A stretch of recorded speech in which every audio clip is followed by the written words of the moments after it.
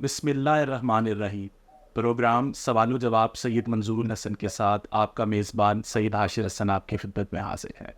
नाज़रीन इकराम, आप वाकिफ़ हैं कि इस प्रोग्राम के तहत हम इससे पहले भी 2 एपिसोड्स नशर कर चुके हैं जो कि गामिदी सेंटर ऑफ इस्लामिक लर्निंग के यूट्यूब चैनल पर मौजूद है। जैसे कि आप हमारे प्रोग्राम के फॉर्मेट से वाकिफ़ हैं, इस प्रोग्राम में हम नौजवान के जहन में पैदा होने वाले वो शक व शुबात या वो मसाइल जो कि इस्लाम और दीन से मुतल्लिक हैं उनको एड्रेस करते हैं। इससे पहले 2 एपिसोड्स में हमने ये डिस्कस किया कि नौजवान का इस इस्लाम या दीन के ऊपर से वक्त के साथ साथ एतमाद क्यों ख़त्म होता जा रहा है।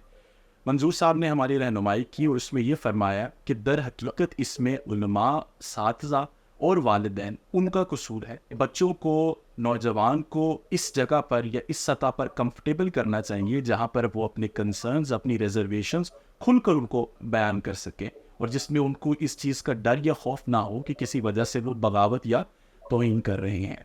सर, इससे पहले जो 2 एपिसोड्स हमारे हुए उनका मैंने जो खुलासा किया है, क्या वो मैंने ठीक किया? जी बिल्कुल, बहुत ज़बरदस्त किया आपने खुलासा और बिल्कुल ठीक आपने मुतय्यन किया कि हम इस बात पर फोकस कर रहे थे कि जो बच्चे हैं, जो नौजवान हैं, वो क्यों इस्लाम से दूर हो रहे हैं। इस सवाल के जवाब में हमने ये सोचा था या हमने इस राय का इजहार किया था कि आम तौर पर ये जो बात कही जाती है कि इसमें बच्चों का कसूर है, इसमें माहौल का कसूर है, इसमें यूरोप का कसूर है या इसमें जदीद जो मीडिया है और ख़ास तौर पर सोशल मीडिया उसका कसूर है वग़ैरह वग़ैरह, इस तरह की मुख्तलिफ़ चीज़ें जो हैं आम तौर पर पेश की जाती हैं। लेकिन उसमें मेरा इसरार ये था कि बजाय हम इसको कहें कि ये बच्चों का कसूर है या इर्द गिर्द की बाज़ चीज़ों का कसूर है, इसमें हमें फ़ोकस करना चाहिए इस बात पर कि ये असल में मसला हमारी तरफ पाया जाता है, यानी पेरेंट्स की तरफ पाया जाता है। और इसी तरह बड़ों में से जो असातिज़ा हैं, जो बच्चों के साथ मुतल्लक़ होते हैं, उनके साथ पाया जाता है, उनके यहाँ पाया जाता है। इसी तरह उलमा के यहाँ पाया जाता है। यानी बच्चे जिन सोर्सेस से दीन को समझते हैं, दीन को वसूल करते हैं, उन सोर्सेज में मसला पाया जाता है। वो सोर्सेज ज़ाहिर है कि इब्तदाई उम्र में यही 3 होते हैं और इस वजह से, और ख़ास तौर पर जो ये एज है, नौजवान उम्र की एज है, तो बच्चे या वालिदैन से पूछेंगे या असातिज़ा से पूछेंगे और ज़्यादा से ज़्यादा मस्जिद के आलिम दीन से जाकर पूछ लेंगे। तो यही वो जगह हैं, अगर उनको इस जगह से सेटिस्फेक्शन नहीं होगी बल्कि एक तरह से कंडेम किया जाएगा, सवाल को इनकरेज नहीं किया जाएगा, तो नतीजा यही निकलेगा कि वो दीन के बारे में एक तरह से गैप पर चला जाएगा और फिर आहिस्ता आहिस्ता उससे एक मुतनफ़र होने की जगह पर भी आकर खड़ा हो जाएगा। तो ये बिल्कुल ठीक आपने खुलासा किया। बिल्कुल ठीक सर। आज भी हम अपने प्रोग्राम में इससे मिलता जुलता ही टॉपिक जो है उसको डिस्कस करेंगे। जैसा कि हमने अपने पिछले 2 एपिसोड्स में भी यही डिस्कस किया था या यही मैंने बयान किया था आपसे कि हमारा जो नौजवान है या हमारे जो बच्चे हैं, चूँकि वो मुसलमान घराने में पैदा हुए हैं तो दीन को उन्होंने कबूल तो कर लिया, उनके आबा अजदाद भी उसी दीन पर थे, लेकिन दीन को उसकी असल शक्ल में या असल हकीकत में अभी भी नौजवान ने तस्लीम नहीं किया, जिसकी वजह से हमने लास्ट एपिसोड में भी डिस्कस किया कि उनका अभी भी उसके ऊपर शक है या कंप्लीट एक फेथ उस पर नहीं है। उसी सिलसिले में आज मैं अपना असल सवाल की तरफ आता हूँ। तो सर, हमें ये मालूम है कि जितने भी बाकी मज़ाहिब हैं उन सब के पास किताब है, स्क्रिप्चर्स हैं, जिनको वो अल्हामी डिवाइन बुक्स, ठीक है, कहते हैं। और तकरीबन जितने भी हिंदू मज़हब है, ईसाई है, जो हमारे पास है, बाकी भी दीगर जो मज़ाहिब हैं उनमें वो तमाम बुक्स मौजूद हैं। इसी तरह मुसलमान भी ये दावा करते हैं जो कुरान मजीद उनके पास किताब है, वो अल्लाह ताला के अल्फाज हैं, अल्लाह ताला का वो कलाम है जो हिदायत की सूरत में पैगम्बर हज़रत मोहम्मद सल्लल्लाहु अलैहि वसल्लम के वसीले से हम तक पहुँची है। तो मेरा आज का सवाल जो कि हमारे नौजवान के ज़हन में भी पैदा होता है वो यही है कि क्या हमारा दावा दुरुस्त है या उनका। इससे पहले कि सवाल की तरफ आएँ, एक चीज़ की मेरा ख़्याल है कि वजाहत हो जानी चाहिए या यूँ कहिए कि तसहीह हो जानी चाहिए, उसको दुरुस्त हो जाना चाहिए। वो ये कि आपने मुख्तलिफ़ आसमानी किताबों का या डिवाइन बुक्स का नाम लिया है, उसमें आपने ईसाइयों का हवाला दिया, उसमें आपने यहूद का हवाला दिया, उसमें आपने सिखों का, इसी तरह हिंदुओं का और बाज़ दूसरे मज़ाहब का हवाला दिया है। तो उसमें एक फ़र्क ज़रूर मलहूज़ रखना चाहिए कि 2 तरह के मज़ाहब दुनिया में पाए जाते हैं। एक वो मज़ाहिब हैं जिनको हम तौहीद के मज़ाहिब कहते हैं, यानी आप ये कह सकते हैं कि वो इस्लाम ही पर स्टैंड करते हैं, यानी इस्लाम ही के डिफरेंट वर्जन आप कह सकते हैं, اگرچہ ورژن کا لفظ اس پہلو سے استعمال کرنا شاید موضوع نہ ہو، میں تفہیم مدعا کے لیے یعنی اپنی بات کو سمجھانے کے لیے یہ کہہ رہا ہوں کہ جب سے دین آیا ہے، یعنی حضرت آدم علیہ السلام سے لے کر آگے، پھر حضرت نوح علیہ السلام، پھر آگے حضرت ابراہیم علیہ السلام، اور آخر میں نبی کریم صلی اللہ علیہ وسلم، اور ان سے پہلے حضرت عیسیٰ علیہ السلام، تمام انبیاء جو ہیں وہ اصل میں ایک ہی دین کو لے کر آئے ہیں، ایک ہی مذہب کو لے کر آئے ہیں، کم و بیش ایک ہی نوعیت کی شریعت کو لے کر آئے ہیں، احکام بھی ایک نوعیت کے ہیں، ٹارگٹ بھی ایک ہی طرح کا ہے، دین دینے کا جو ہدف ہے، دین دینے کا جو طریقہ ہے کہ پیغمبر آتا ہے وہ بھی ایک ہی نوعیت کا ہے، تو ساری چیزیں ایک ہی ہیں۔ تو اس وجہ سے اگر ہم حقیقت کے لحاظ سے دیکھیں تو مسلمانوں میں اور جوز میں اور کرسچنز میں، ان میں اپنی حقیقت کے لحاظ سے کوئی فرق نہیں ہے۔ یعنی مسلمانوں کے نزدیک وہ کتابیں بھی اللہ کی کتابیں ہیں جو ان کے ہاں پائی جاتی ہیں، یعنی بائبل کی جو کتابیں ہیں، یعنی تورات اور انجیل، زبور، یہ اصل میں مسلمانوں ہی کی کتابیں ہیں۔ قرآن مجید اس سلسلے کی آخری کتاب ہے، تو ایک تو اس کو الگ کر لینا چاہیے، اور دوسرا یہ کہ وہ کتابیں جیسے کہ مثال کے طور پر گیتا ہے، جیسے کہ مثال کے طور پر گرنتھ ہے، ہندو مذہب کی، سکھ مذہب کی کتابیں ہیں اور مذاہب کی کتابیں ہیں، یا ان کی کچھ روایات ہیں جن کو وہ مذہبی تقدس دیتے ہیں، یہ ساری چیزیں جو ہیں ان کو ہمیں الگ سے دیکھنا چاہیے، یعنی ان کو مکس نہیں کرنا چاہیے۔ یہ دونوں الگ الگ ٹریڈیشنز ہیں، الگ الگ روایات ہیں۔ تو ایک تو اس کی اصلاح کر لیجئے۔ تو اس اصلاح کے بعد اب آپ کے سوال کو اگر میں فریم کروں تو جو سوال آپ نے پوچھا ہے اس کو ذرا واضح کر لیتے ہیں، یا اس کا خلاصہ میں اپنے الفاظ میں اپنے فہم کی حد تک اس کو بیان کر دیتا ہوں۔ سوال آپ نے یہ رکھا ہے کہ اصل میں کتابیں تو ہر جگہ پر پائی جاتی ہیں، یعنی جوز اپنی کتاب کو برحق کہتے ہیں، اسی طرح عیسائی جو ہیں وہ اپنی کتاب کو برحق اور من جانب اللہ کہتے ہیں، یعنی ان کا دعویٰ یہ ہے کہ یہی کتاب جو ہمارے ہاتھوں میں ہے یہ اللہ کی طرف سے ہے۔ اسی طرح جو باقی مذاہب کے لوگ ہیں وہ اپنی اپنی کتابوں کو درست اور صحیح اور اللہ کی جانب سے قرار دیتے ہیں، یعنی ایک طرح سے ڈیوائن کہتے ہیں، یعنی وہ ایسا نہیں ہے کہ کسی ان کے نزدیک انسان نے لکھی ہیں، بلکہ الہامی طور پر اسٹیبلش ہیں یا ثابت شدہ ہیں ان کے نزدیک۔ تو آپ کا سوال یہ ہے کہ اصل میں یہ تو مختلف دعوے ہو گئے، یعنی ہر کمیونٹی، ہر مذہب کے لوگ، ہر اس پر ایمان رکھنے والے لوگ اپنے اپنے دعوے کرتے ہیں، تو کیسے یہ فیصلہ کیا جائے گا کہ ان دعووں میں سے کس کا دعویٰ درست ہے؟ تو کیا میں آپ کے سوال کو صحیح فریم کر پایا ہوں؟ اس پر ضرور فوکس کرنا چاہیے، کیونکہ جب تک آپ سوال کو انڈرسٹینڈ نہیں کرتے، اس کو صحیح فریم نہیں کرتے، تو اس کے جواب تک رسائی مشکل ہوتی ہے، کیونکہ اصل چیز یہ ہے کہ ہم بات کیا کرنا چاہتے ہیں، کیا الجھن ہے جس کو حل کرنا چاہتے ہیں، اس کو پہلے پورے طریقے سے سمجھ لینا چاہیے، فوکس کر لینا چاہیے۔ تو آپ اس میں اپنی تائید دیجئے کہ کیا جو میں نے فریم کیا ہے اس کو ٹھیک کیا ہے، ایسے ہی بات آپ کر رہے ہیں؟ جی سر، بالکل آپ نے سوال کو بالکل ٹھیک شکل میں جو ہے وہ بیان کیا ہے، اور دوسرا یہ ہے کہ یہ بھی اچھی اصلاح کی کہ آپ نے ان دونوں کے بیچ میں ایک تفریق بتا دی ہے کہ دو قسم کے مذاہب جو ہیں وہ موجود ہیں، اور اس چیز پہ بھی روشنی ڈال دی کہ توحید سے جو ریلیٹڈ مذہب ہیں، اور جس کے لیے آپ نے ایک اسپیسیفک ٹرم بولی کہ یہ اسلامی کے ورژنز ہیں، پھر باقی ورژنز کو یعنی جو آسمانی مذاہب جن کو ہم کہتے ہیں ان کو آپ نے بتایا۔ تو بالکل ٹھیک سر، یہی سوال اصل میں جو ہے وہ میں پوچھنا چاہ رہا تھا۔ اچھا، اس میں جس چیز کو آپ نے فوکس کیا ہے وہ فوکس یہ کیا ہے کہ مختلف لوگ یا مختلف گروہ یا مختلف مذاہب کے ماننے والے دعویٰ تو ایک ہی طرح کا کرتے ہیں، پھر کیسے ثابت ہوگا کہ فلاں جو بات ہے یا فلاں جو کتاب ہے وہ برحق ہے اور اس کے بارے میں جو دعویٰ کیا جا رہا ہے وہ صحیح ہے، اور باقی لوگ جو دعویٰ کر رہے ہیں وہ صحیح نہیں ہے؟ یہ فوکس ہے آپ کے سوال کا۔ تو اس میں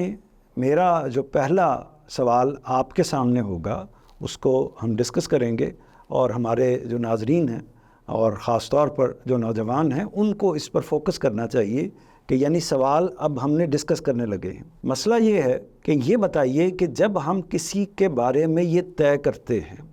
کہ یہ 10 چیزیں ہمارے سامنے آ گئی، یہ 10 کتابیں ہمارے سامنے آ گئیں، یہ 10 تھیوریز ہمارے سامنے آ گئی، یہ چیزیں ہمارے سامنے آ گئیں، تو ہم کس بنیاد پر یہ فیصلہ کرتے ہیں کہ فلاں چیز جو ہے اس کے اندر صحت پائی جاتی ہے، اور فلاں چیز کے اندر صحت نہیں پائی جاتی۔ اس میں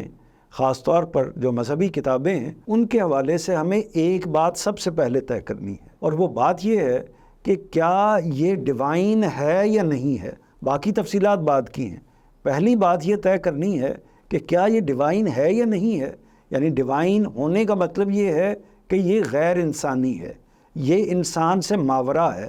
انسان اس طرح کا کلام یا اس طرح کی بات نہیں کہہ سکتا۔ تو ڈیوائن ہونے کا یہی مطلب ہے نا۔ جی سر، بالکل آپ درست فرما رہے ہیں، بلکہ اس سے ریلیٹڈ تو ہم اکثر اسکول میں اور کالجز اور یونیورسٹی کے لیول پر بھی یہ اسٹڈی کرتے ہیں کہ یہ جو قرآن مجید ہے یہ اللہ کا کلام ہے، اور اللہ تعالیٰ نے فرشتوں کے ذریعے سے پیغمبر تک اس کو ڈائریکٹ پہنچایا۔ اور یہ بھی ہم نے بلکہ اپنی اسلامیت کی جو ہے وہ مختلف کتب میں یہ بھی اسٹڈی کیا ہے کہ اس کی حفاظت کی ذمہ داری بھی اللہ تعالیٰ نے خود لی ہے، یعنی کہ اس میں کسی قسم کا بھی رد و بدل نہ آج تک ہوا ہے اور نہ قیامت تک ہوگا۔ تو یہ وہ نظریات ہیں یا یہ وہ تھیوریز ہیں جن پر ہم یقین رکھتے ہیں، ایمان رکھتے ہیں اور ان کو صحیح سمجھتے ہیں۔ لیکن اب اس بات کا جو معاملہ ہے وہ یہ ہے کہ ہم نے پہلا نقطہ یہ طے کیا کہ اصل میں یہ فرق کرنا چاہیے کہ ڈیوائن جو ہے وہ کیا ہوتا ہے اور انسانی جو ہے وہ کیا ہوتا ہے، یا الہامی خدا کی طرف سے آئی ہوئی چیز وہ کیا ہوتی ہے اور جو انسانی کلام ہے وہ کیا ہوتا ہے۔ تو اس میں فرق جب تک ہم نہیں کریں گے تب تک ہم یہ طے نہیں کر سکتے کہ اصل میں یہ جو 10 کتابیں ہمارے ارد گرد پڑی ہوئی ہیں یا اس سے زیادہ یا اس سے کم جتنی بھی چیزیں جن کے بارے میں لوگ دعویٰ کرتے ہیں، کیا وہ ساری کی ساری ڈیوائن ہیں یا ان میں سے ایک ڈیوائن ہے اور باقی نہیں ہے۔ تو یہ فیصلہ کس بنیاد پر ہوگا؟ یہ فیصلہ اس بنیاد پر ہوگا کہ ہمیں پہلے یہ طے کرنا پڑے گا کہ کون کون سی چیزیں جو ہیں وہ انسانی ہیں اور کون کون سی چیزیں جو ہیں وہ انسانی نہیں ہیں۔ سر بات آپ کی بالکل ٹھیک ہے، لیکن اس کے ساتھ بھی ہم اسی مشکل پہ دوبارہ آ کر کھڑے ہو جائیں گے جس سے میں نے اپنے سوال کا آغاز کیا تھا کہ کوئی بھی مذہب کا فرد یا کوئی بھی مذاہب سے جو جڑے ہوئے لوگ ہیں وہ کبھی اس چیز کو نہیں مانیں گے کہ ان کی کتاب یا ان کا مینوسکرپٹ یا ان کے اسکرپچرز جو ہیں وہ ڈیوائن نہیں ہیں۔ اور جو کہ ہم جدید نوجوان کی بات کر رہے ہیں اور ماڈرن ایج کی بات کر رہے ہیں، تو اس کے اندر تو کسی کے مذہب پر تنقید کرنا بھی ہیٹریٹ کو جنم دینا ہے۔ ایگزیکٹلی وہ اس میں تو یہ تو وہی نہ ختم ہونے والی گفتگو ہے جو ایک جانب سے یہ بیان آئے گا کہ ہمارا الہامی ہے اور دوسری جانب سے ہے کہ یہی ہمارا بیان جو ہے وہ جو ہماری بک ہے وہ الہامی ہے، اور اس چیز کو ہم ماضی میں یا ہسٹوریکلی کبھی بھی پروو نہیں کر سکتے لیبارٹری میں جا کر کسی بھی صورتحال میں کہ کس کی بک ڈیوائن ہے اور کس کی نہیں۔ تو یہ تو نہ ختم ہونے والی بحث ہے۔ تو اس میں کس طرح سے فیصلہ کیا جائے کہ کس کی بک الہامی ہے یا ڈیوائن ہے؟ یہ میں نے دانستہ بات کو آگے بڑھایا ہے تاکہ آپ اس نقطے پر فوکس کر سکیں کہ اصل میں ہمیں سب سے پہلے یہ طے کرنا ہے کہ انسانی اور الہامی میں، انسانی اور خدائی میں فرق کیا ہوتا ہے۔ تو جب تک ہم یہ طے نہیں کر پائیں گے ہم بات کو سمجھ نہیں سکیں گے۔ تو اسی لیے میں نے بات کو یہاں پر روکا اور آپ نے اس میں اپنا ایڈیشن کیا اور آپ نے کہا کہ اصل میں معاملے کو ہم نے پھر اسی جگہ پر لا کر کھڑا کر دیا جہاں سے بات کو شروع کیا گیا تھا۔ تو اس میں اب ہم یہ طے کرتے ہیں، اس سے پہلے کہ ہم کتابوں کی طرف جائیں، پہلے یہ سوچتے ہیں یا یہ طے کرتے ہیں یا اس پر غور کرتے ہیں کہ وہ کون کون سے کرائیٹیریا ہوتے ہیں جو کسی بھی کتاب میں پائے جائیں تو وہ انسانی ہوتی ہے، اور جس میں وہ نہیں پائے جائیں گے تو وہ انسانی نہیں ہوگی۔ کیا یہ پیٹرن ٹھیک ہوگا؟ جی بالکل سر، میرا خیال سے اس سارے مسئلے کو حل کرنے کے لیے یہ ایک اچھا سٹیپ ہوگا جس میں ہم اس چیز کی تفریق کر لیں کہ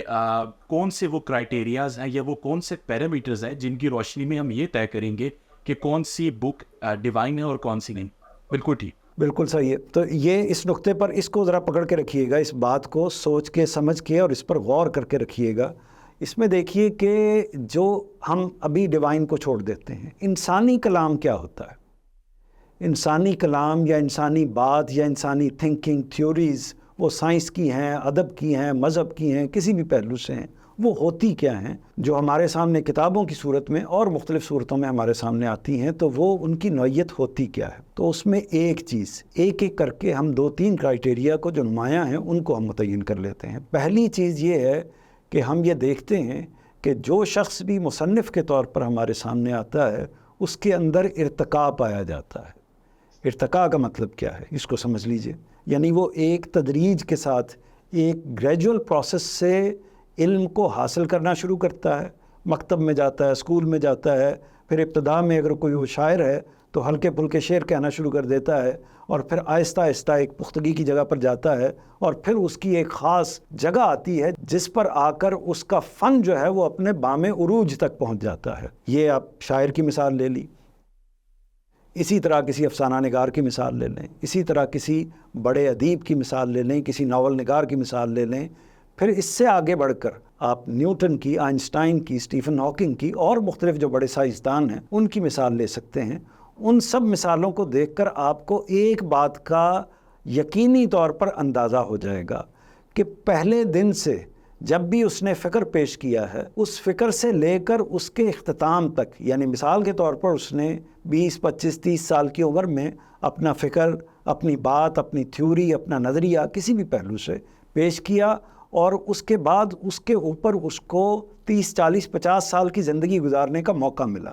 جب اس نے زندگی گزاری تو آپ دیکھیں گے کہ ایک ارتقاء پایا جاتا ہے. وہ ارتقاء کئی پہلوؤں سے ہوگا، یعنی ایک گریجول ڈیولپمنٹ ہے جو اس کے اندر پائی جاتی ہے، وہ کئی پہلوؤں سے ہوگی. مثال کے طور پر پریزنٹیشن میں ارتقاء ہوگا، مثال کے طور پر تھنکنگ میں ارتقاء ہوگا، مثال کے طور پر آج ایک بندہ جس چیز کو صحیح کہہ رہا تھا کل اس کو غلط کہہ رہا ہوگا، اور پرسوں اس سے نئی تھیوری پیش کر رہا ہوگا. تو یہ ایک تبدیلی کا عمل ہے، یا اپنے آپ کو امپروو کرنے کا، ڈیولپ کرنے کا عمل ہے جو انسانوں کے ہاں پایا جاتا ہے. آپ کسی اور فن کو لے لیں، مثال کے طور پر میوزک کے فن کو لے لیں، مثال کے طور پر آرکیٹیکچر کے فن کو لے لیں، انجینئرنگ کے فن کو لے لیں، یہ کمپیوٹر آپ کے سامنے پڑے ہوتے ہیں، ان کو لے لیں کہ کہاں سے انسان نے اس پر کام شروع کیا اور کہاں تک اس کو پہنچایا ہے. تو ایک بات، جو پہلی بات میں نے کہی وہ یہ کہ جو بھی انسانی فکر ہوتا ہے، انسانی تھیوری ہوتی ہے، انسانی تھاٹس ہوتے ہیں،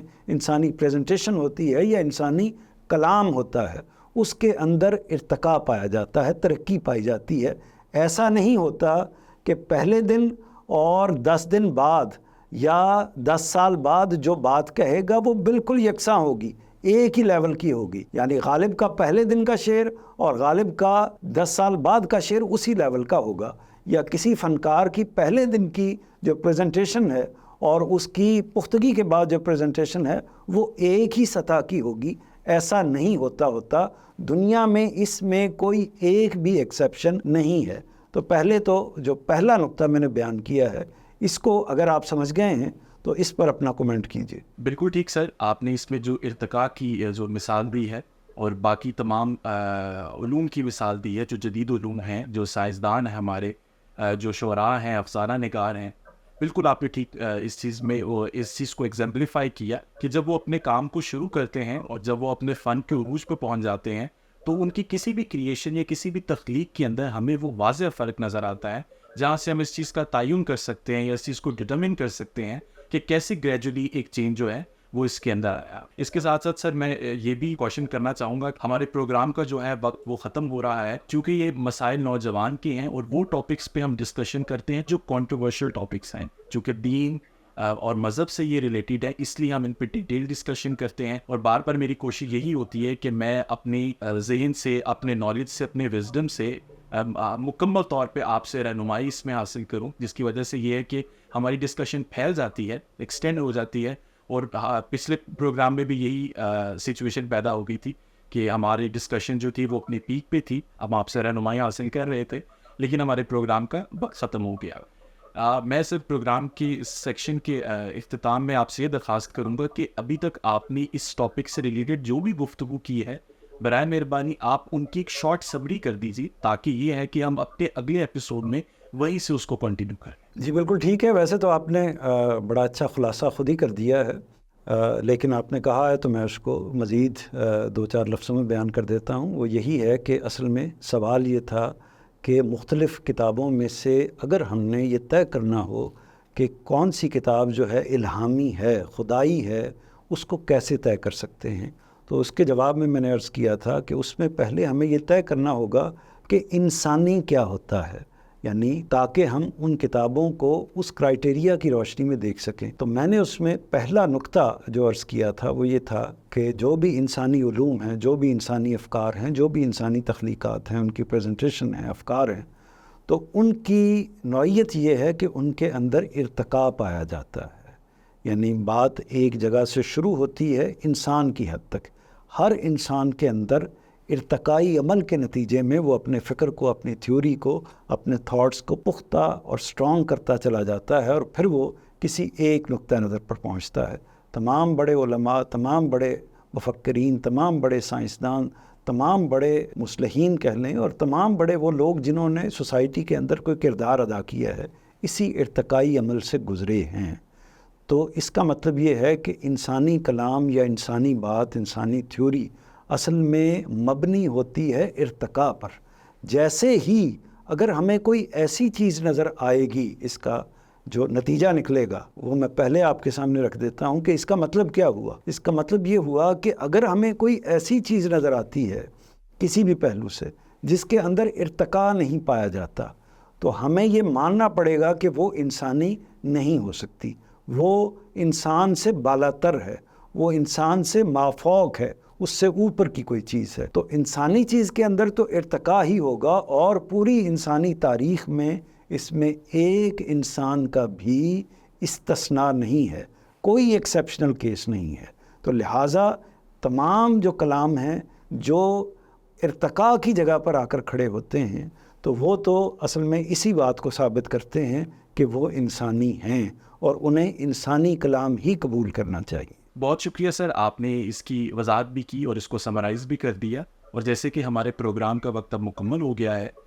تو Ghamidi centre of Islamic learning پر یہ ہمارے پروگرام جو ہیں یوٹیوب چینل پر وہاں پر نشر ہوں گے، اور سوال و جواب سید منظور الحسن کے ساتھ نیکسٹ سیگمنٹ میں ہم اسی ٹاپک کو یہیں سے دوبارہ سٹارٹ کریں گے. اور ناظرین، ہماری یہ کاوش اسی لیے ہے کہ نوجوان کے ذہن میں جو پیدا ہونے والے سوالات ہیں ہم ان کو مکمل طور پہ ڈیٹیل میں ایڈریس کریں، کیونکہ ہمیں یہ معلوم ہے کہ اس طرح کے مختلف سوالات جو ہیں وہ گردش تو کرتے رہتے ہیں، لیکن کبھی بھی ان پر اس طرح کی کنسائز، ایک کمپریہنسو اور ایک ڈیٹیل ڈسکشن جو ہے وہ کبھی بھی نہیں ہوتی. تو ہمارے پروگرام کی جو اصل مقصد ہے، جو اصل کاوش جو ہے وہ یہی رہے گی. تو اپنے میزبان سید عاشر حسن کو اجازت دیجیے، انشاءاللہ نیکسٹ سیگمنٹ میں آپ سے ملاقات ہوگی. اللہ حافظ.